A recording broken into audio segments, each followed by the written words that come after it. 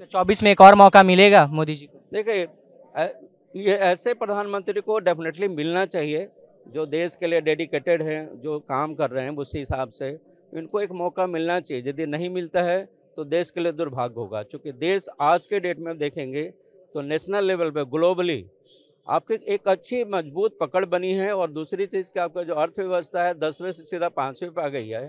तो हो सकता है, लेकिन अभी के हिसाब से यदि देखा जाए तो इंडिया बहुत मजबूत है और मोदी जी के नाम पे वोट मिलेगा।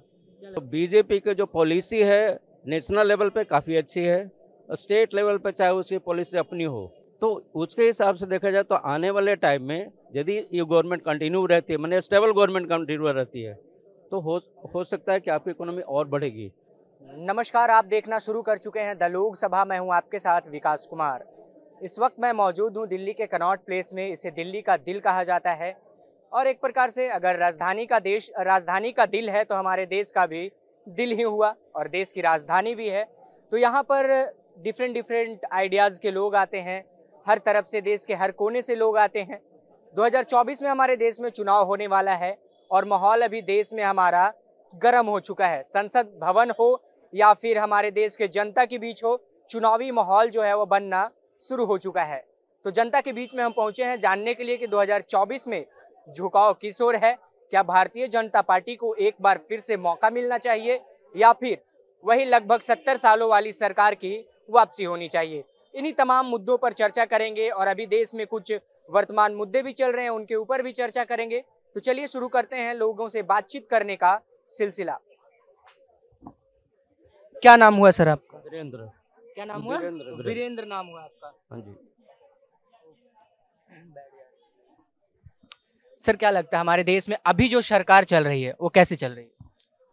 देखिए, ओवरऑल जो देखा जाए तो बीजेपी की जो सरकार है तो ऑलमोस्ट अभी बैलेंस्ड है, लेकिन कहीं कहीं पे कुछ कुछ यदि एक्सेप्शन लेंगे तो उसको एक्सेप्शन के रूप में देखेंगे तो उस कंडीशंस में देखा जाए तो सही है, लेकिन कुछ कुछ स्टेट को देख लेंगे तो सही नहीं है। तो बीजेपी की जो पॉलिसी है नेशनल लेवल पे काफ़ी अच्छी है, और स्टेट लेवल पे चाहे उसकी पॉलिसी अपनी हो, लेकिन एक ख्याल आप देखेंगे कि यदि पूरी ओवरऑल देखेंगे इंडिया का, कंट्री का, तो कंट्री का जो अभी अर्थव्यवस्था है उसके हिसाब से आपकी जो जीडीपी है तो उस काफ़ी अच्छी है। पीछे आप यदि 10 साल पीछे चले जाएं, 10 साल के बनिस्बत अभी काफ़ी अच्छी है, लेकिन कुछ पॉलिसीज़ है बीजेपी की अपनी है जो हर स्टेट के हिसाब से नहीं है। तो हर स्टेट को बैलेंस करने की ज़रूरत है, और हर स्टेट में बीजेपी को काम करने की ज़रूरत है। यदि ओवरऑल ये ना कह दूं कि भाई बीजेपी बहुत अच्छी है और बाकी पार्टी खराब है, हर स्टेट में जो अपने अपने हिसाब से जो पार्टियां चला रही हैं तो वो अपने हिसाब से तो सही है, लेकिन नेशनल लेवल पे देखेंगे तो सही नहीं है। जो आरोप लग रहा है इस सरकार पर कि महंगाई और बेरोजगारी जो है बहुत ज्यादा बढ़ गई है देश में, क्या ये सही बात? देखिए, महंगाई अब देखेंगे तो अब उसका रीज़न बहुत कुछ है। अब ग्लोबल देखेंगे महंगाई तो उसके कंपैरिजन में इंडिया में महंगाई अभी एक हद तक कंट्रोल में है, लेकिन यदि पूरे एशियन कंट्री का देखें या यूरोपियन कंट्री, अमेरिकन में, तो इन कंपैरिजन टू इंडिया में महंगाई अभी भी आपकी जो है कंट्रोल में है। कुछ चीज़ों को यदि छोड़ दें तो ये हर साल का है। बरसात के दिनों में देखेंगे प्याज बहुत महंगा हो गया, इस बार बहुत महंगा टमाटर हो गया। तो ये हर साल होती है, हर गवर्नमेंट में होती है। तो हर पार्टियां जो अपोजिशन में होती है ना, वो छाती पीटती है कि अरे टमाटर महंगा हो गया, उसके ज़माने में प्याज महंगा हो गया था। तो ये सब चीज़ें ना, छोटी छोटी चीज़ों के लिए ये नेशनल लेवल पे प्रधानमंत्री को ब्लेम करना कि महंगाई हो गया, ये मेरे को सही नहीं लगता है। रिस्पेक्ट होती है तो रिस्पेक्ट देना चाहिए। हाँ, बाकी जो पार्टियां हैं उसकी भी पॉलिसी ऐसा नहीं कि खराब है, नेशनल लेवल पे वो अपने लेवल पे सही है, लेकिन उनकी जो एकजुटता है उस पर बहुत बड़ा सवाल है कि उनका क्या एक पॉलिसी होगी, क्या उनका सबका मत एक होगा, एक पॉलिसी पे चल पाएंगे, तो क्या बाद में बीच में कहीं ना हो कि 5 साल के बदले 2 साल में टूट जाएगी गवर्नमेंट। तो आपने एकजुटता की बात करी आपने, तो मैं एक सवाल पूछना चाहूंगा।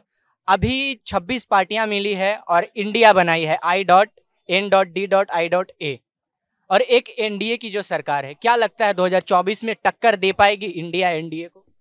देखिए, ऐसे ओवरऑल अब देखेंगे गन्ना के हिसाब से, कैलकुलेशन के हिसाब से, तो एनडीए डेफिनेटली भारी पड़ेगा। जो अभी जो रिसेंटली जो इंडिया बना है तो उस पर भारी पड़ेगा, और उसकी जो वोटिंग परसेंटेज है हर स्टेट में हम देखेंगे तो ऑलमोस्ट फिक्स रहता है, उससे कम वो नीचे आता नहीं है। तो डेफिनेटली प्लस माइनस होगा, उसमें हो सकता है बढ़ेगा ही, उनकी घटने का चांसेस तो हमें नहीं लग रहा है कहीं से। हाँ, कुछ ऐसा अब कई बार होता है ना कि बहुत अच्छी तैयारी है हमारी और हमारी क्रिकेट टीम जो है फाइनल में हार जाती है। तो अभी जैसे सेमीफाइनल हुआ है कल, अभी इनका इसमें लोकसभा में अब नहीं हुआ, इंडिया वर्सेस एनडीए, तो उसमें मोदी जी बोले कि भाई सेमीफाइनल तो हम जीत गए। कई बार ऐसा होता है कि बहुत तैयारी के बाद भी फाइनल में हम हार जाते हैं।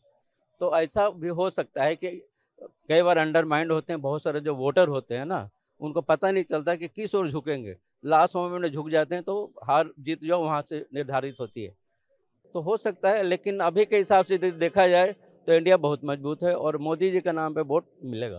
क्या लगता है 24 में एक और मौका मिलेगा मोदी जी को? देखिए, ये ऐसे प्रधानमंत्री को डेफिनेटली मिलना चाहिए जो देश के लिए डेडिकेटेड हैं, जो काम कर रहे हैं, उस हिसाब से इनको एक मौका मिलना चाहिए। यदि नहीं मिलता है तो देश के लिए दुर्भाग्य होगा, क्योंकि देश आज के डेट में देखेंगे तो नेशनल लेवल पे ग्लोबली आपकी एक अच्छी मजबूत पकड़ बनी है। और दूसरी चीज़ कि आपका जो अर्थव्यवस्था है 10वें से सीधा 5वें पे आ गई है। तो पूरे वर्ल्ड का एक को होता है विश्वास कि आपकी इंडिया पे बहुत ज़्यादा हो गया है। दूसरा चीज़ कि चाइना में बहुत सारी कंपनियां हैं, वो सारी मूव करने वाली है इंडिया, बहुत सारी वहाँ पे बाइंड अप भी हो चुकी है बहुत सारी। तो उसके हिसाब से देखा जाए तो आने वाले टाइम में यदि ये गवर्नमेंट कंटिन्यू रहती है, माने स्टेबल गवर्नमेंट कंटिन्यू रहती है, तो हो सकता है कि आपकी इकोनॉमी और बढ़ेगी।